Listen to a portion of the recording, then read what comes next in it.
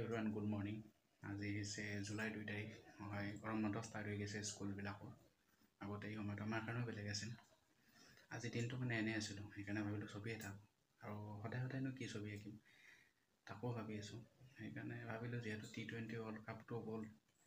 আৰু তাত বিৰাট কোহলিৰ যিটো পাৰফৰ্মেঞ্চ আছিল মোৰ কাৰণে সঁচাকৈ এইটো তাত বেলেগ লগা আছিল মানে খেলাখনে টোটেলি বেলেগ হৈছিল সেইকাৰণে ভাবিলোঁ বিৰাট কোহলিৰে ছবি এটা আঁকো আৰু ভিডিঅ'ৰ দ্বাৰা আপোনালোকক ছবিটো দেখাওঁ সেইকাৰণে এটা ষ্টাৰ্ট কৰিছোঁ